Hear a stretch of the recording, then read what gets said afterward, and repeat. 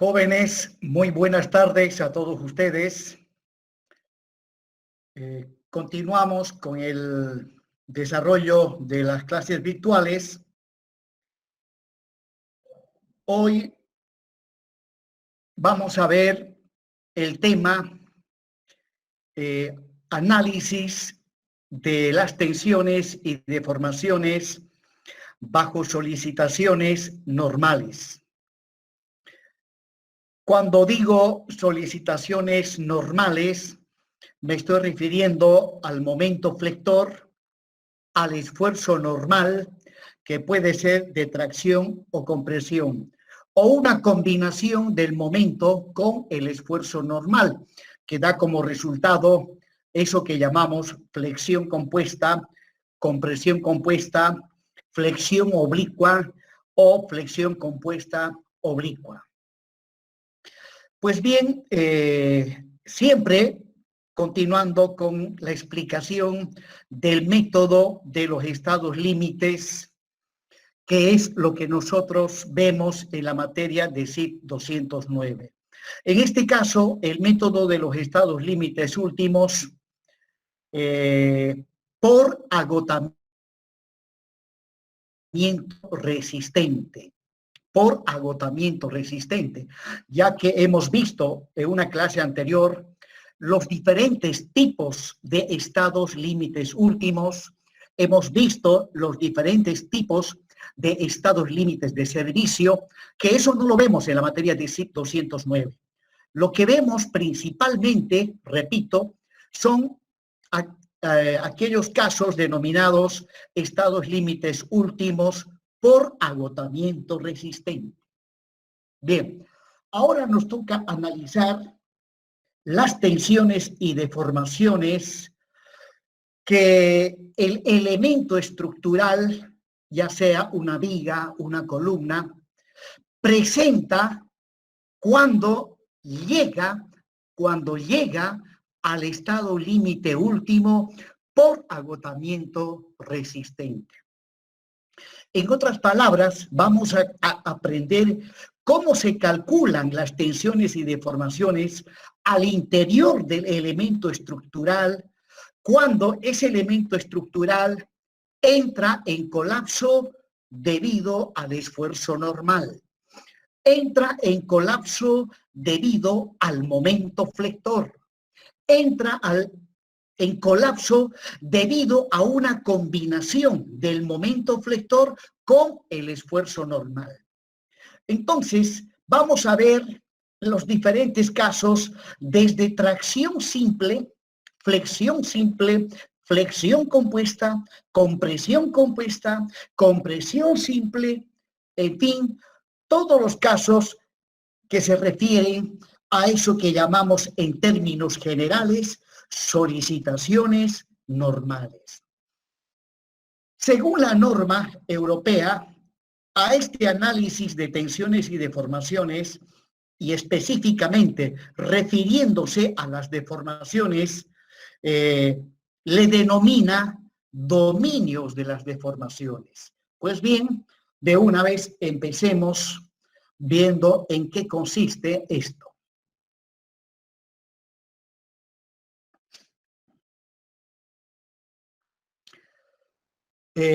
Antes de pasar a describir las tensiones y deformaciones bajo solicitaciones normales, previamente vamos a presentar las características geométricas de un elemento de sección rectangular.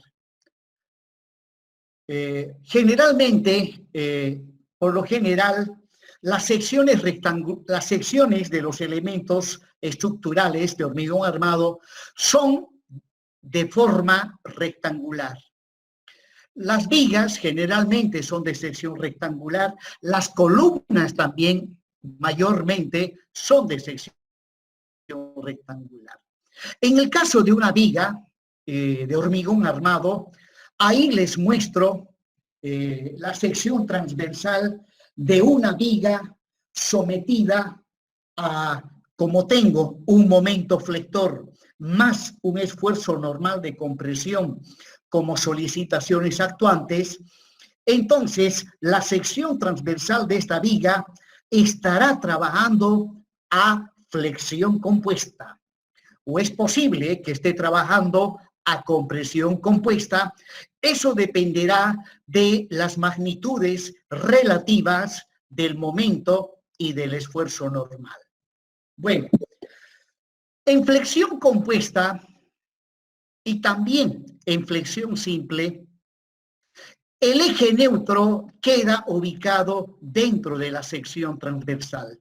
En este caso estoy mostrando el eje neutro con una línea segmentada horizontal. Por lo tanto, de la sección transversal, si tengo la posición del eje neutro, entonces, y observando el sentido del momento flector, la cola tracciona, la punta comprime, entonces por encima del eje neutro, la sección transversal de la viga se encuentra comprimida y por debajo del eje neutro se encuentra traccionado. Por lo tanto, con respecto a las armaduras o barras de acero, que en este caso los muestro con color azul, por encima del eje neutro tengo dos barras de acero y como están en la zona comprimida, las denominamos armadura comprimida. Por debajo del eje neutro estoy mostrando 4 barras de acero, color azul.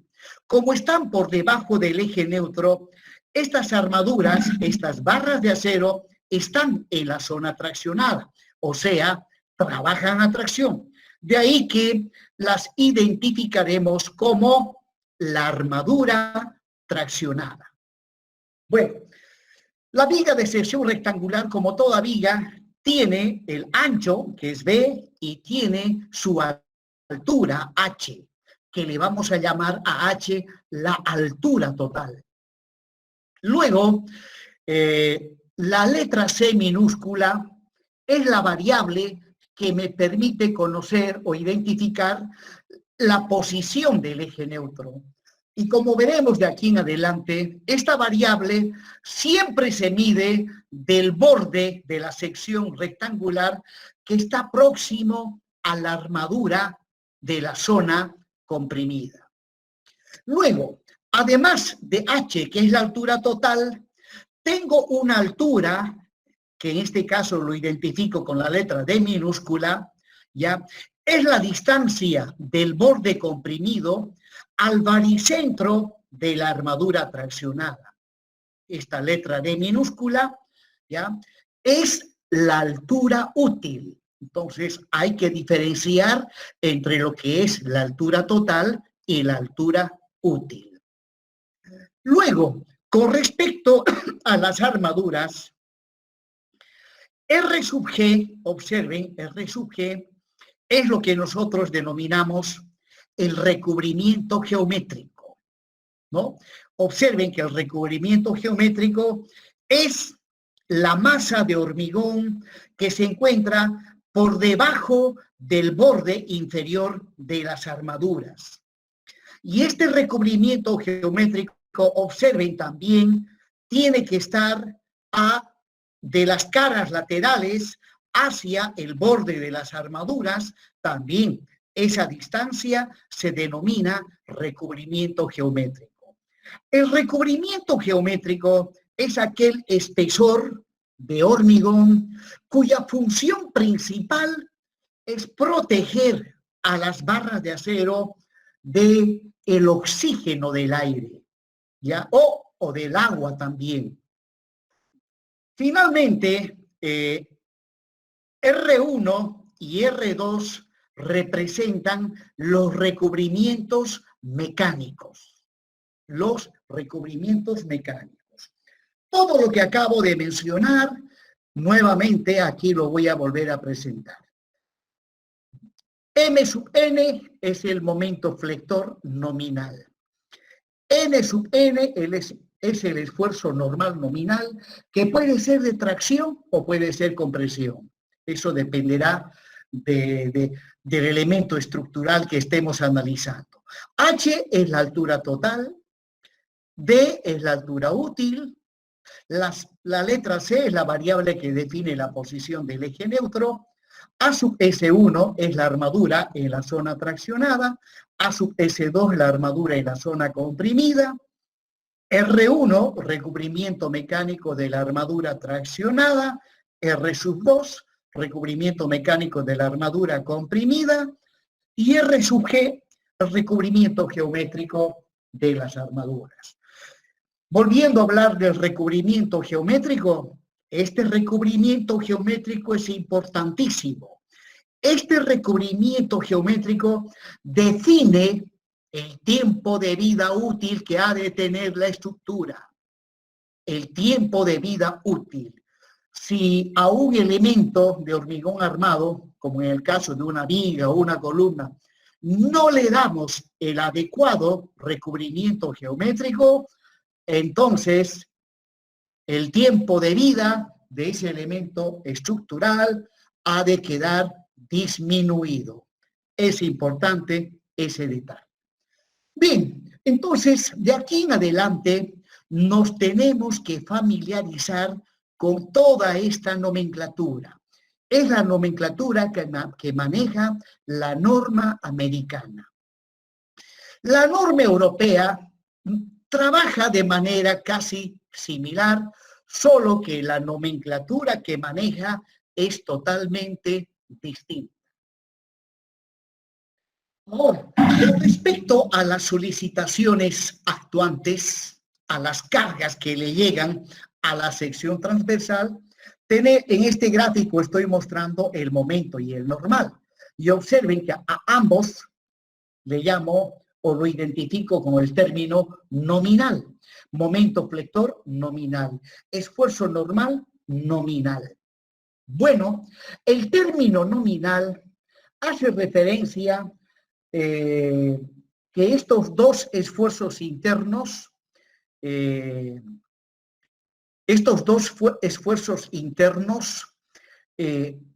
¿cómo les explicaría?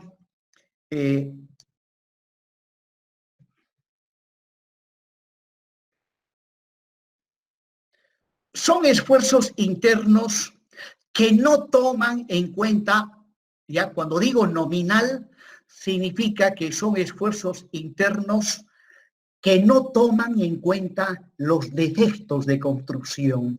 Resulta que en todo diseño se tiene que tomar en cuenta los defectos de construcción, ya que todo defecto de construcción siempre incide en la capacidad resistente de la estructura.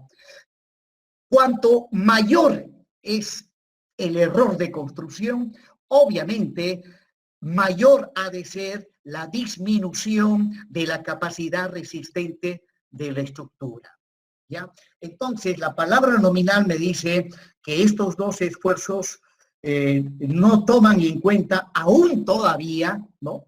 Los esfuerzos nominales son esfuerzos, diríamos, en bruto, todavía no están en obra fina, en bruto. O bien, comparando con la madera, ¿ya?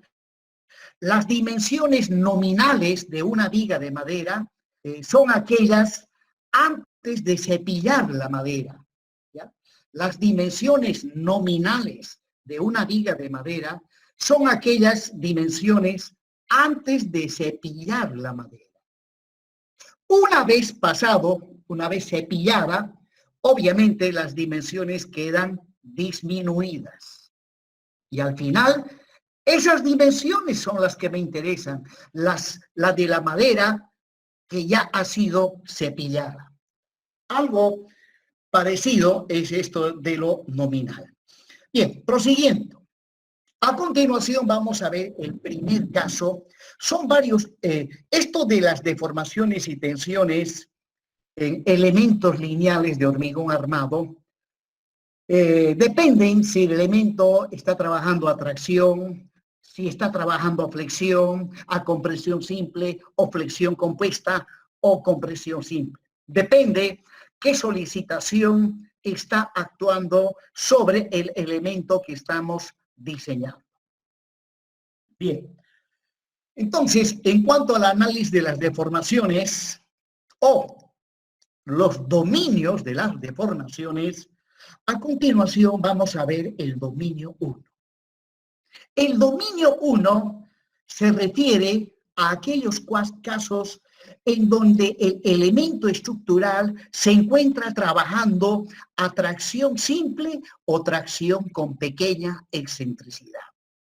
Entonces, inmediatamente veamos cuáles son las deformaciones y tensiones en el momento en que el elemento lineal llega al estado límite último por agotamiento resistente. O sea, cuando entra en colapso, cuáles son las tensiones y cuáles son las deformaciones.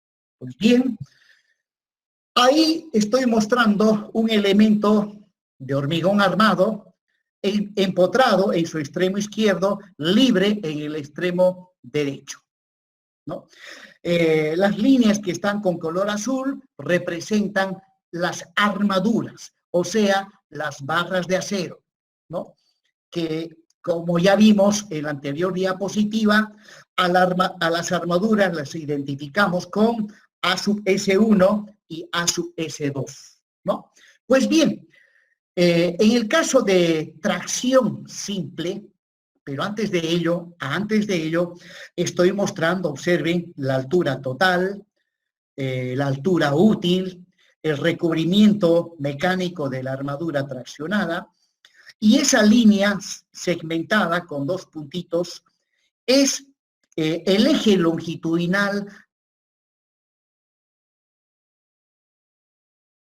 La viga aquí la estamos viendo de perfil, no la estoy viendo de frente.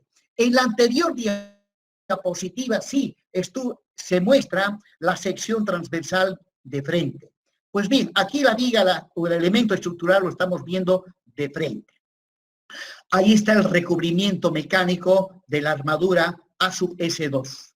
Pues bien, si a este elemento lo sometemos a un esfuerzo normal de tracción, pues bien, este elemento se ha de deformar de manera tal que ha de experimentar un alargamiento que en el momento de la rotura ha de tener una magnitud del 10 por 1000. Una magnitud del 10 por 1000. ¿De dónde salió este 10 por 1000? ¿Alguien me podría decir de dónde salió ese S1? ¿Es sub S1 igual a 10 por 1000? Escucho.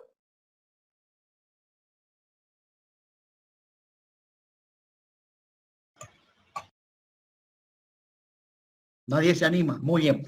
Les explico. Eso sale de la hipótesis número 2. La anterior clase hemos explicado las hipótesis fundamentales del método de los estados límites por agotamiento resistente. Son 5 hipótesis que hemos visto en la clase anterior, ¿ya? Bueno, parece que no están estudiando todavía. Seguramente lo van a dejar para aquel día cuando les diga, jóvenes, de aquí a 10 días el examen. Y algunos recién se van a poner a estudiar. Si es así, aquellos que recién se van a poner a estudiar el día que yo fije la fecha del examen, les diré con toda sinceridad, demasiado tarde. Les aseguro, demasiado tarde. Lo digo por experiencia, yo fui estudiante. Para vencer esta materia, yo tuve que estudiar 3 meses antes, porque sabía que todos mis compañeros reprobaban. Y dije, no quiero reprobar. Así que me compré el libro. En ese entonces había un libro base de un ingeniero argentino, premiado a nivel mundial. Ese era el libro que usaban. 3 meses antes le metí fuerte y duro. Y gracias a eso la vencí en la primera hormigón 1. Mi docente fue el ingeniero Marcelo Iriarte. Lo deben conocer. Él es docente de los seminarios, ¿no? Es un excelente ingeniero. Bien, pues bien, entonces del dominio, de la hipótesis número 2, ¿ya? Pues en el momento de la rotura, como este elemento está trabajando a tracción, las armaduras alcanzan una deformación del 10 por 1000 y el elemento entra en colapso.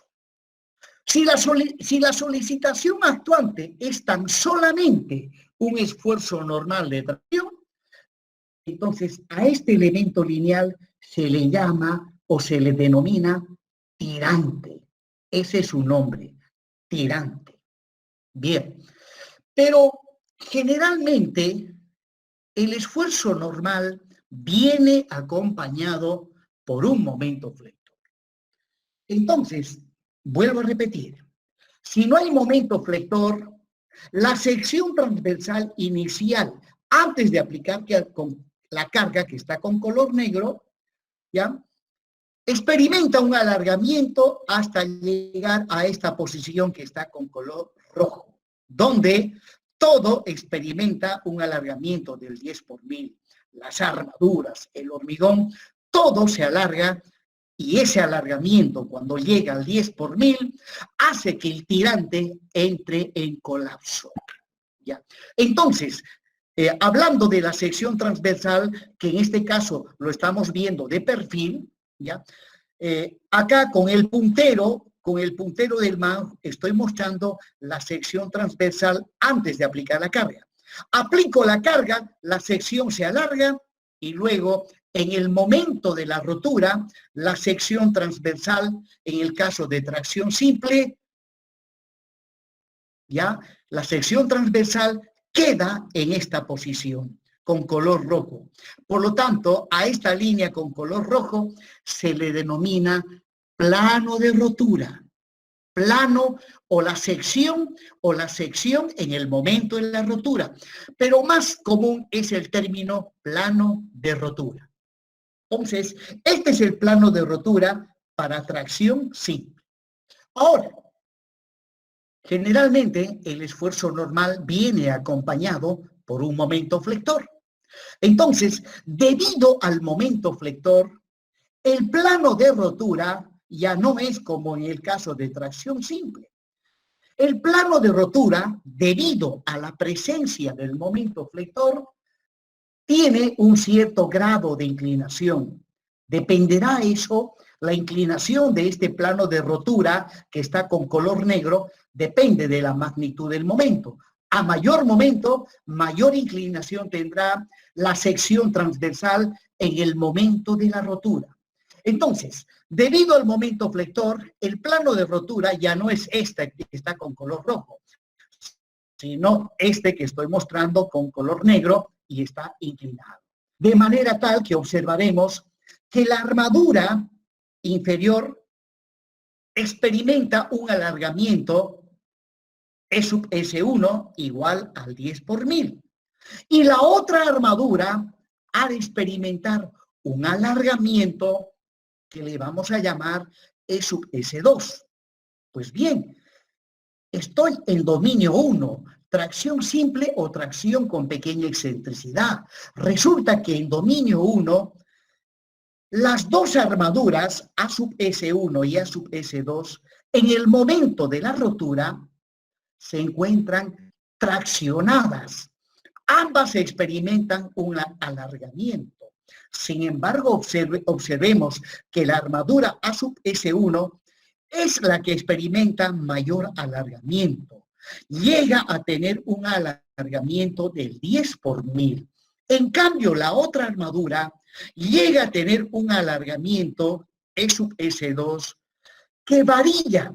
Eso dependerá del momento.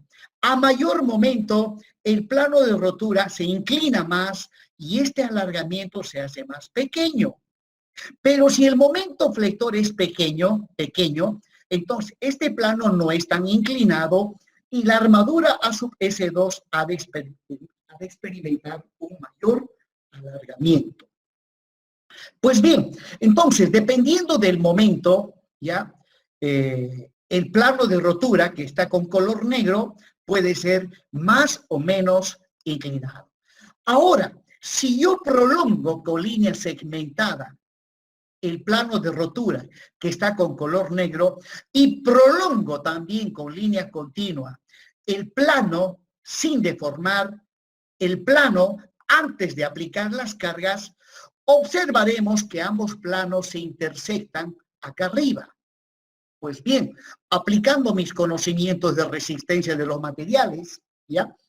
El eje neutro es la línea que queda ubicado en aquel punto donde se intersectan el plano sin deformar con el plano de rotura deformado.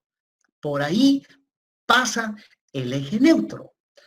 Y continúo aplicando mi conocimiento de resistencia de materiales. Por encima del eje neutro, todo está comprimido. Por debajo del eje neutro, todo está traccionado. Y evidentemente, en este caso, hablando de este elemento estructural, todo está traccionado. Pero observemos cómo está traccionado.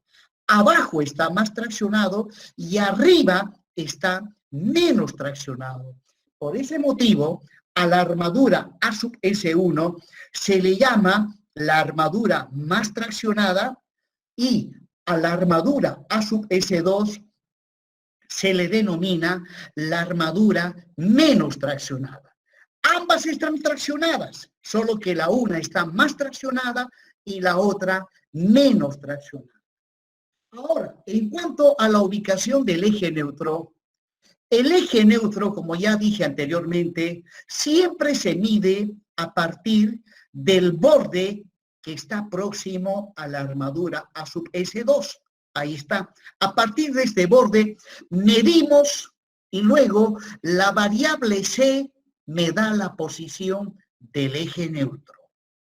Luego, con respecto a la letra C, que es una variable que me da la posición del eje neutro, esa variable, cuando queda ubicado por encima del borde que está próximo a la armadura A sub S2, deberá tener signo negativo. Y cuando el eje neutro está por debajo de este borde, se le da signo positivo. En este caso, el eje neutro está por encima del borde, por lo tanto, C siempre va a ser con signo negativo.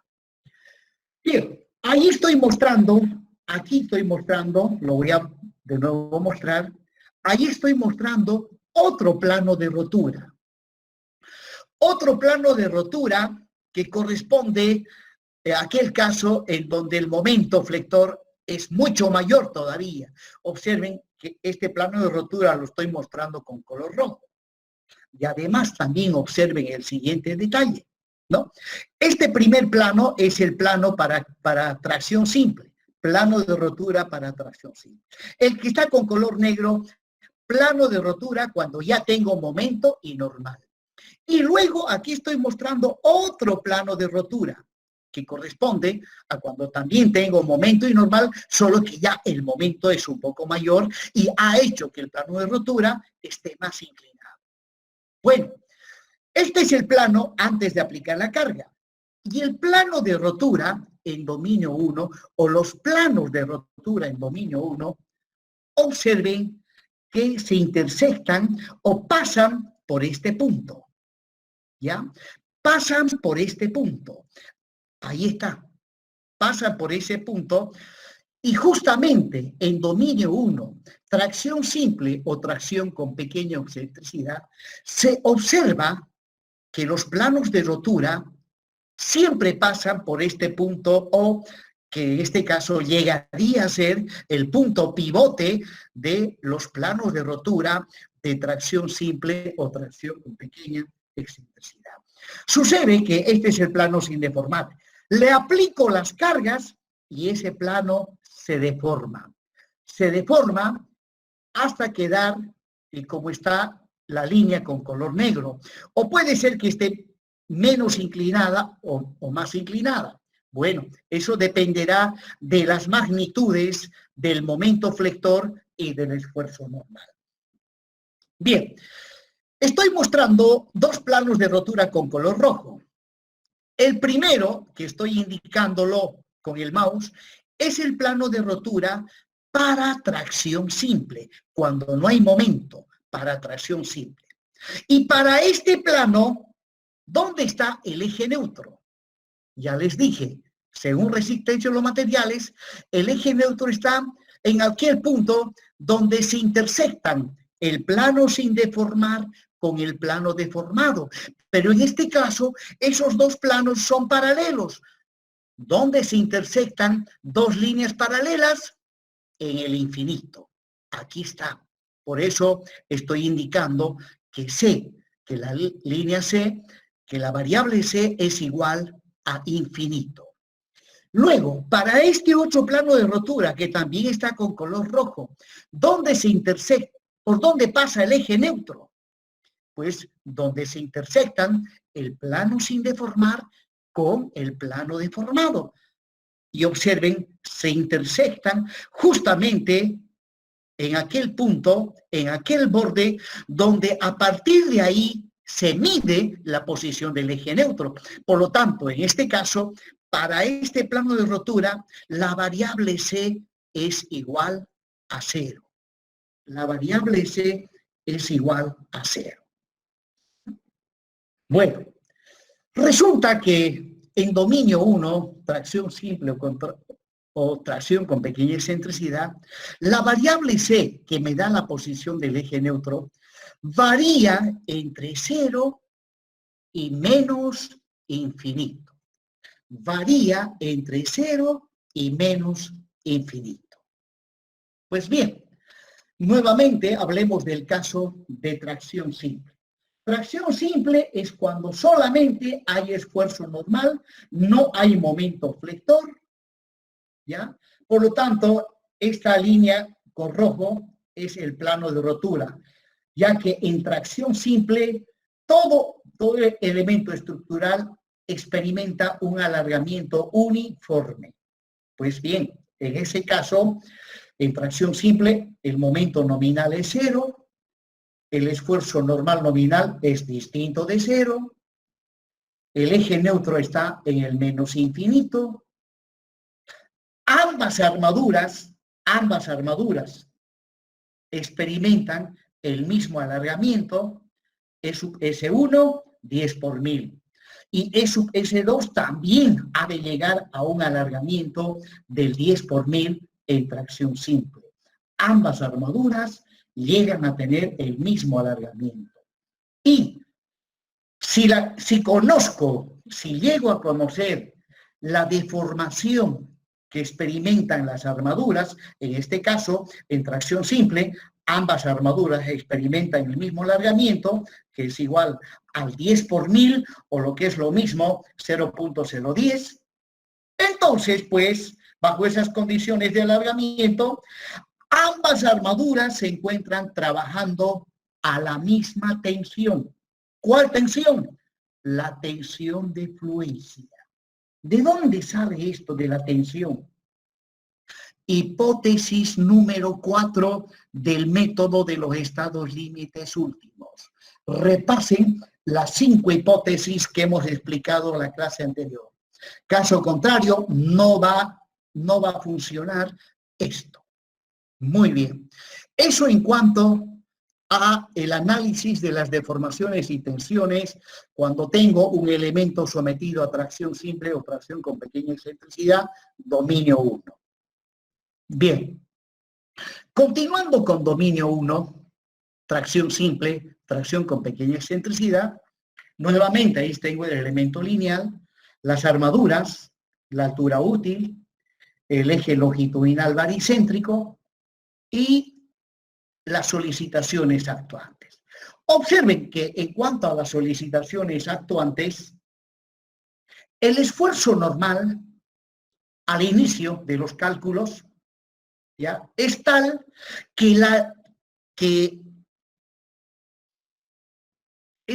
que la línea de acción del esfuerzo normal, observen, coincide con el eje longitudinal baricéntrico del elemento que estamos analizando. ¿Ya? Ese es un detalle que no solamente se da en tracción, sino también en compresión, en flexión compuesta, compresión compuesta. El normal al inicio es tal que su eje, la línea de acción, mejor dicho, del esfuerzo normal, coincide con el eje longitudinal baricéntrico. Eso viene del análisis de la estructura, sea cual fuese el programa o la aplicación que estén utilizando, RAN-LMET, SAP 2000, CIPECAT, o en fin, tantas aplicaciones que hay ahora. Las aplicaciones, en cuanto al análisis de la estructura, trabajan con los ejes longitudinales baricéntricos de cada uno de los elementos que componen a la estructura. Bien, continuemos con esto del dominio 1, tracción simple o tracción con pequeña excentricidad. Pues bien, si tengo un momento más un normal, entonces el plano de rotura es ese, inclinado, de manera tal que A sub S1 es la armadura más traccionada y A sub S2 la armadura menos traccionada. Ambas armaduras están traccionadas.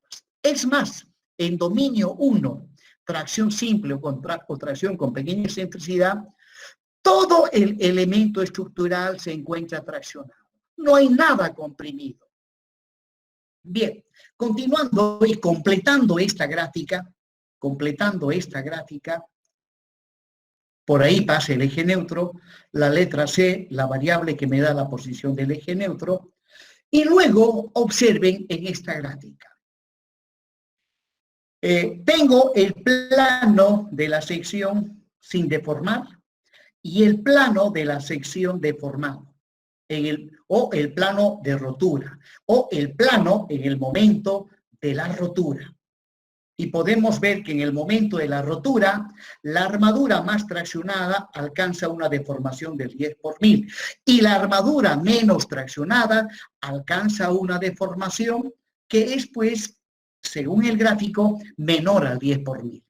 Ahora, entre el plano de rotura y el plano sin deformar, y habiendo prolongado estos planos, se forman acá unos triángulos donde en base a esos triángulos voy a plantearme unas ecuaciones denominadas ecuaciones de compatibilidad de las deformaciones, ¿no? Acá tengo un primer triángulo cuyo cateto adyacente es C más R2 y el cateto opuesto es E sub S2. Luego, acá tengo un triángulo más grande, donde el cateto adyacente es C más D. D es la altura útil. Y el cateto opuesto es E sub S1. Por lo tanto, aplicando la función tangente, ¿no? Agarrando como referencia a el ángulo que hay acá arriba entre el plano de rotura y el plano sin deformar, habiendo prolongado, aquí se intersectan, y en este vértice hay un ángulo. Si tomo como referencia ese ángulo y aplico la función tangente, recuerden, en triángulos rectángulos es cateto opuesto sobre cateto adyacente. Agarrando el triángulo más pequeño, llegaré a esta expresión, y agarrando el triángulo más grande a la otra expresión. Más bien es a la inversa. Agarrando el triángulo más grande, llego a esta primera expresión, y agarrando el triángulo más pequeño, a esta otra expresión. Y observen que la variable C, que me da la posición del eje neutro, en las ecuaciones de compatibilidad van entre dos barritas. Eso significa que la variable C en estas ecuaciones intervienen en valor absoluto, ya que no olviden, cuando el eje neutro está por encima de este borde, tiene signo negativo. Y entonces aquí debo trabajar en valor absoluto. Esas son las ecuaciones de compatibilidad de las deformaciones para dominio 1, para tracción simple o tracción con pequeña excentricidad. Luego, reemplazamos los datos conocidos. El único dato conocido es que en el momento de la rotura, la armadura A sub S1, que es la armadura más traccionada, alcanza un alargamiento del 10 por 1000. Luego, ¿qué más? Pues bien, resulta que el alargamiento de la armadura E sub S1 es mayor a la deformación de fluencia del acero. Por lo tanto, si con esta información me voy a la hipótesis número 4, obtendremos que la tensión de la armadura más traccionada es igual a la tensión de fluencia del acero. En cuanto a la otra armadura, a la menos traccionada, a la que está menos deformada, su deformación varía entre 0 y el 10 por 1000, ¿no? ¿Cuándo llega al 10 por 1000? En el caso de que no hay momento, solamente hay normal, ahí es cuando esta armadura, su deformación llega al 10 por 1000. Pero cuando hay un momento, varía entre 0 y el 10 por 1000. Bueno, si el alargamiento de esta armadura está entre 0 y el 10 por 1000, ¿cuál es su tensión? ¿Cuál es la tensión? Porque aquí estamos analizando tensiones y deformaciones. Pues bien, con esta información me tengo que ir a la hipótesis número 4, al diagrama tensión-deformación de los aceros que se utilizan en hormigón armado. Y de la hipótesis número 4 obtengo dos soluciones. Una, para cuando el alargamiento de la armadura menos traccionada está entre 0 y la deformación de fluencia, entonces la tensión de esa armadura es menor a la tensión de fluencia. Sin embargo, si el alargamiento de la armadura A sub S2 es mayor a la deformación de fluencia y menor o igual al 10 por 1000, entonces esa armadura tiene una tensión igual a la deformación de fluencia del acero.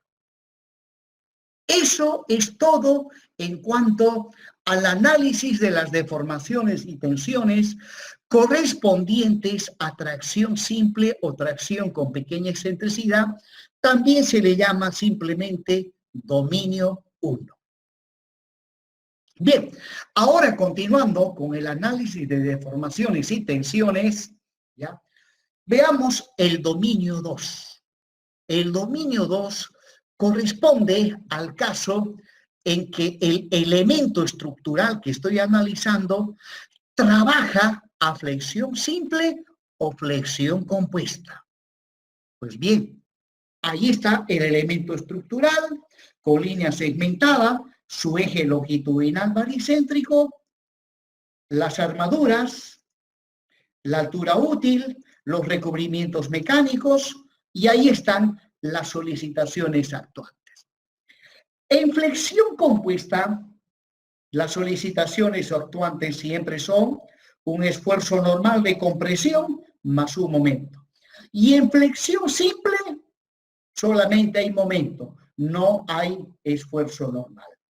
Pero, sea flexión simple o flexión compuesta, este elemento tiene un comportamiento similar.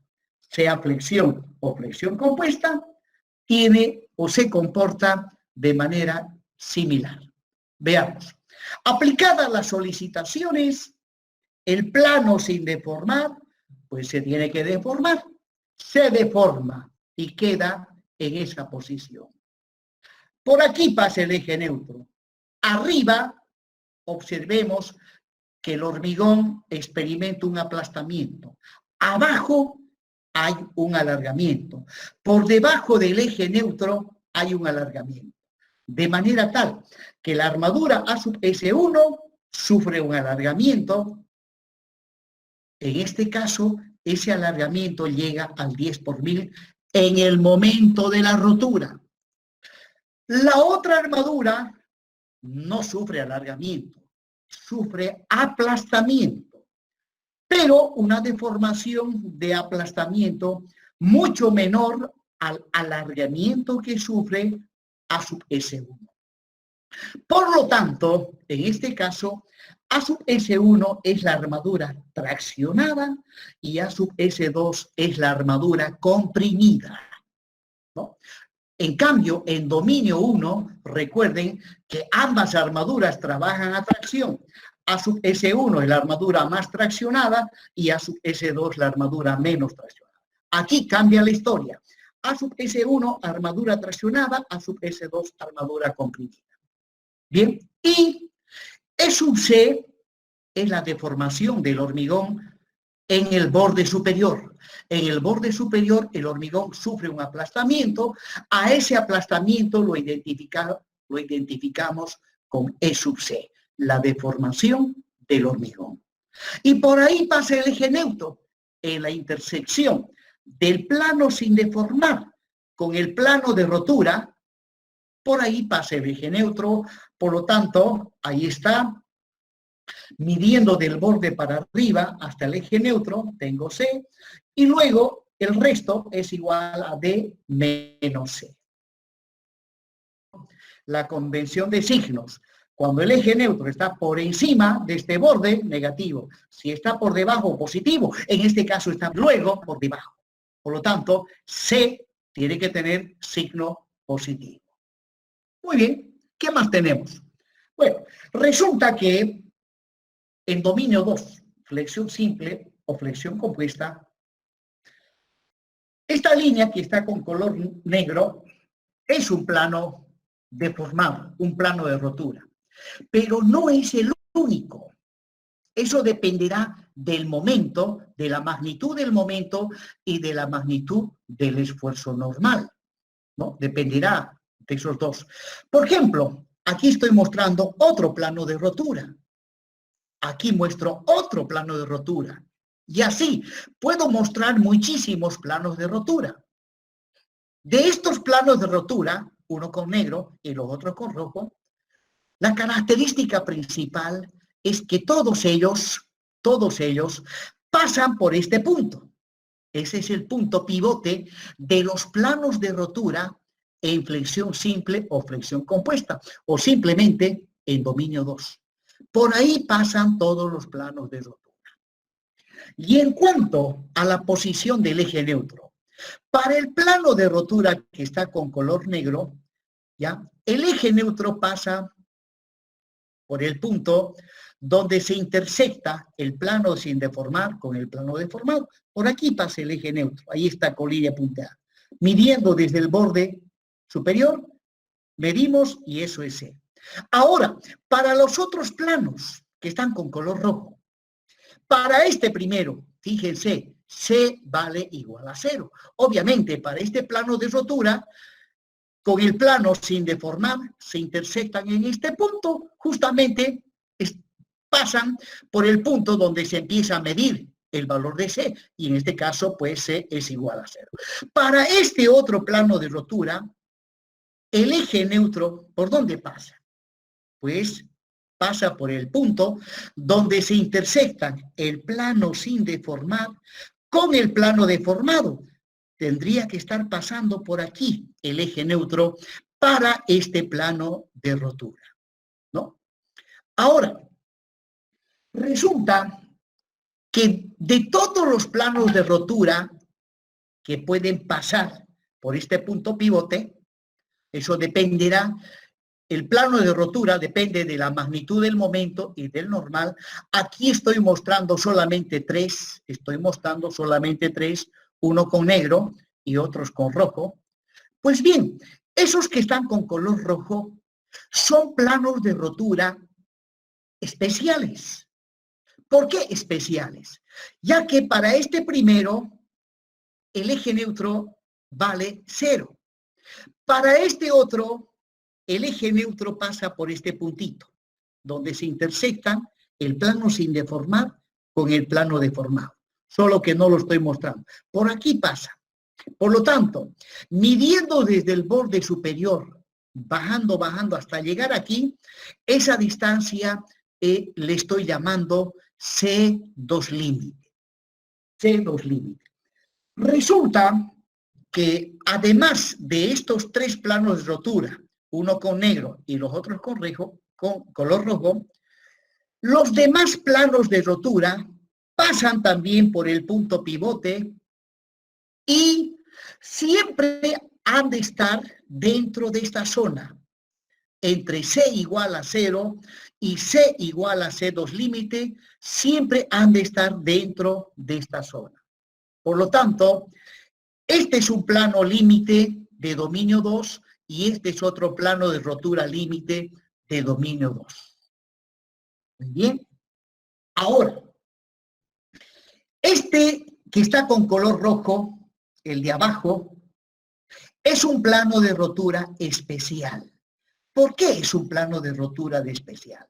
Porque para ese plano, el hormigón llega a tener un aplastamiento de 0.03, o sea, 3 por 1000. 3 por 1000. Para este plano, que es un plano especial, el hormigón llega a tener un aplastamiento del 3 por 1000. Este otro es otro plano especial, ya que para este plano especial, el aplastamiento que sufre el hormigón es 0, no tiene ningún aplastamiento. En cambio, para este que está con color negro, sí, para ese plano, el hormigón ha de tener un aplastamiento E sub C. Y así como este que está de color negro, puede haber varios aquí adentro, varios aquí pueden haber acá adentro, donde el aplastamiento que sufre el hormigón varía entre 0 y el 3 por 1000. O sea, entre 0 y E sub CU. E sub CU es la deformación de rotura del hormigón en flexión simple o flexión compuesta. ¿Ya? Repasen la hipótesis número 3 del método de los estados límites últimos. Hipótesis número 3. Muy bien.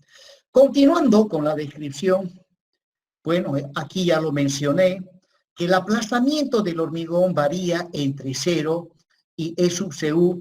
Eso dependerá de cuán inclinado esté este plano de rotura que está con color negro.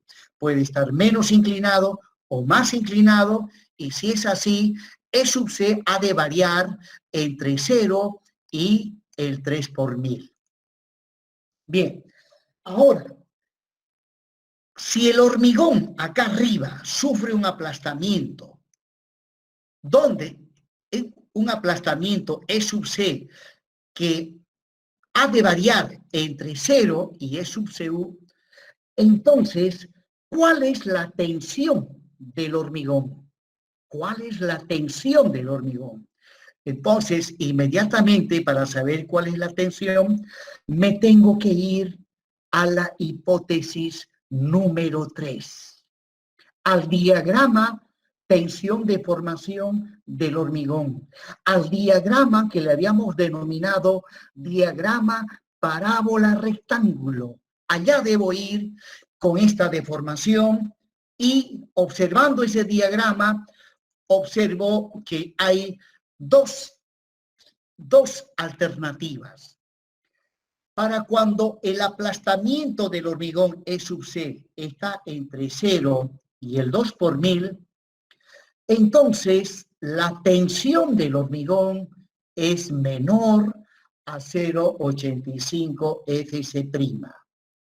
Pero si el aplastamiento del hormigón es mayor al 2 por 1000 y menor al 3 por 1000, entonces el hormigón ha de tener una tensión igual a 0,85 FC'.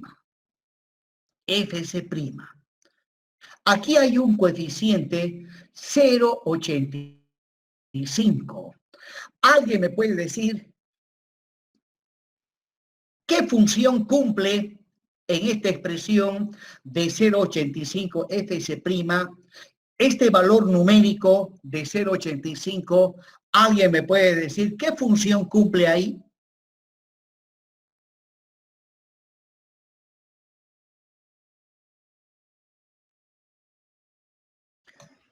Nadie. Ingeniero, ¿Sí?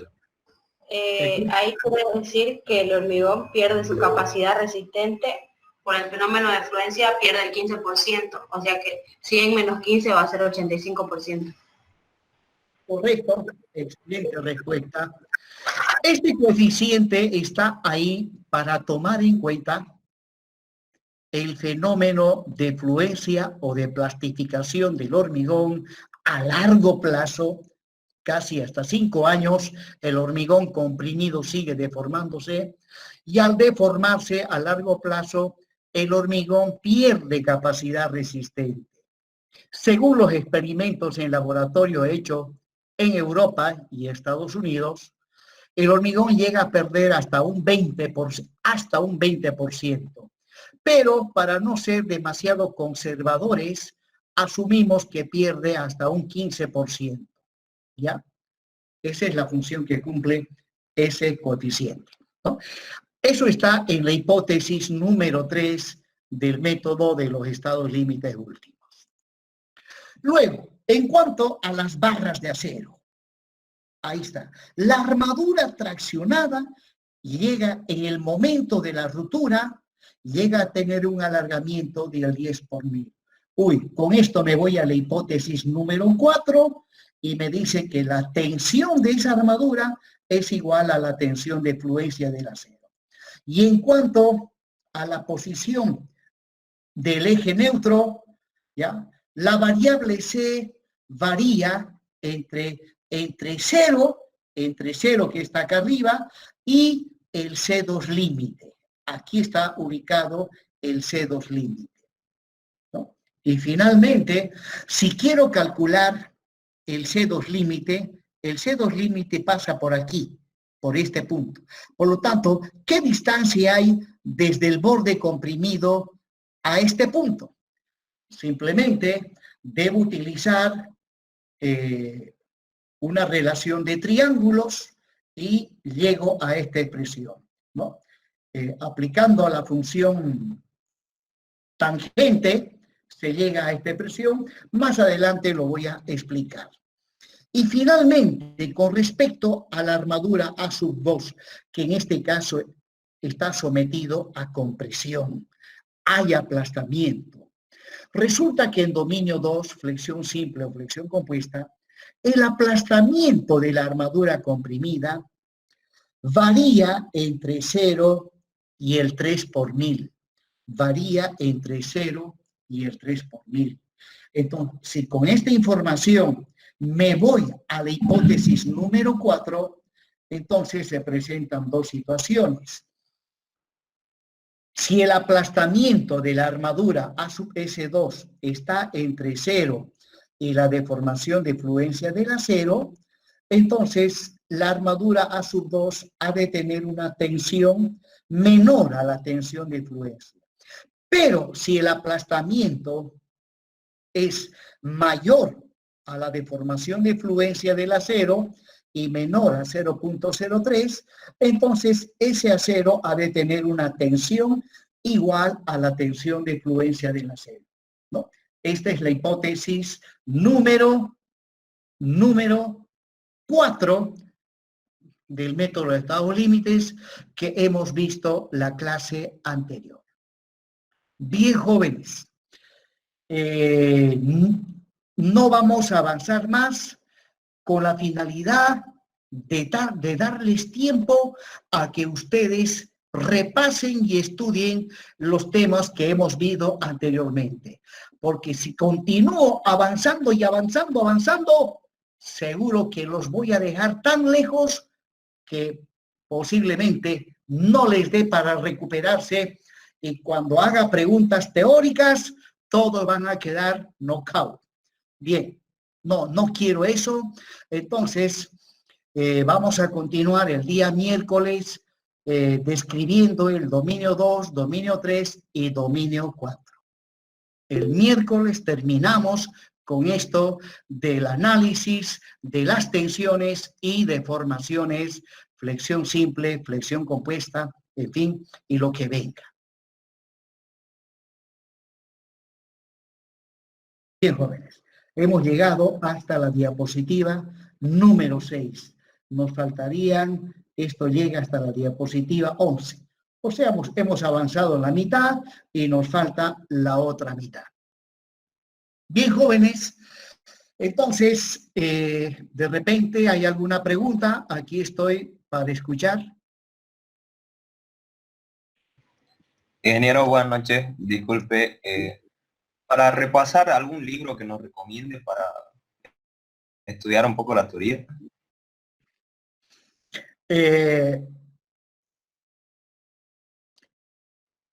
Les voy a enviar un libro por WhatsApp donde están estos temas, ¿ya? La norma americana, en la versión del año 2019, está recién adoptando esta metodología. Se agarran la norma ASI del año 2005, 2008 y así, menos la del 2019, ahí aún no menciona esta metodología. Por lo tanto, nos estamos adelantando a lo que viene a futuro. Esta metodología que les estoy explicando corresponde a la norma europea. Resulta que esta es la manera exacta, correcta, de conocer el comportamiento de elementos estructurales de hormigón armado sometidos a solicitaciones normales. Las versiones 2005, 2008, 2014 de la norma americana simplifica demasiado este análisis de manera tal que al ingeniero no lo capacita para conocer con exactitud cuál es el aplastamiento del hormigón, cuáles son las deformaciones de las armaduras en el momento de la rotura. Ya la norma americana no llega a ese nivel. A la norma americana prácticamente no le interesan las deformaciones. ¿Saben cuándo interesa conocer las deformaciones? Cuando una estructura ha entrado en colapso y necesitamos averiguar por qué llegó al colapso. Ahí es donde interviene todo esto que estamos viendo. O bien, una estructura ya tiene muchos años de vida y la alcaldía obliga al propietario a que haga una verificación para ver si ese edificio aún sigue en buenas condiciones. Entonces tiene que contratar un ingeniero donde sí tiene que aplicar todo lo que estamos viendo. Tiene que ver para cada viga cuál es su deformación, cuáles son sus tensiones y en base a eso sacar una conclusión y decir si la viga está en buenas condiciones o bien hay que reforzarla o en última instancia hay que demolerla, ¿no?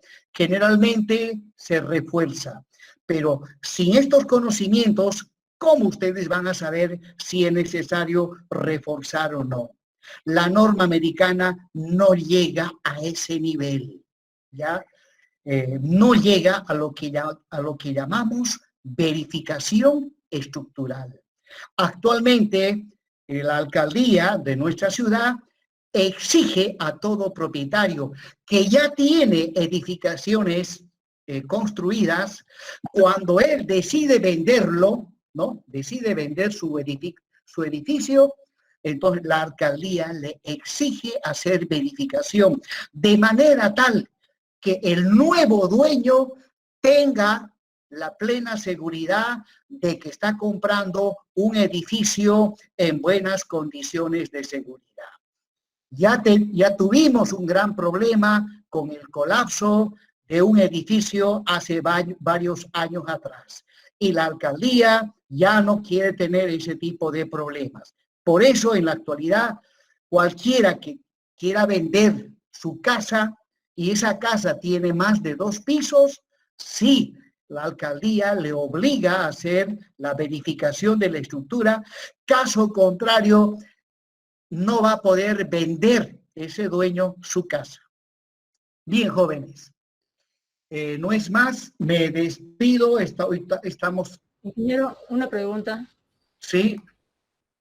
En la figura he notado que el recubrimiento R2 es menor al recubrimiento 1. ¿Eso No, es debido a la tracción o...? en ningún momento dije que el recubrimiento R2 es menor al R1. ¿De dónde sacó usted eso? Es que en la figura se ve que es menor. En la figura se ve que la R1 se ve que es menor que la bajo R2. Aquí. No, en No, el yo 2001. lo veo, 2001. yo lo veo casi igual. A no ser acá. Ajá. También. Ya. Bueno, sí, un poquito varía la escala. Es que como los dibujos lo hago con PowerPoint, no los hago con Vectorworks ni AutoCAD.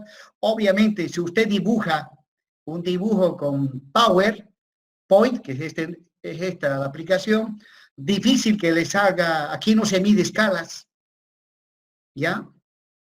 Pero de todas maneras, bien que esté observando ese detalle, se ve que su vista está al 100%, lo felicito.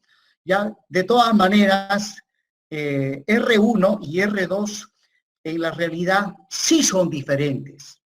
¿Cuál mayor, cuál menor? Eso dependerá de cuánta armadura van en los extremos. ¿Ya? Pero en algunos casos R1 suele ser igual a R2 y en otros casos R2 suele ser mayor a R1 y en otros casos R1 suele ser mayor a R2. ¿No? Eso dependerá de la cantidad de barras de acero que hay acá arriba y acá abajo. ¿Alguna otra pregunta?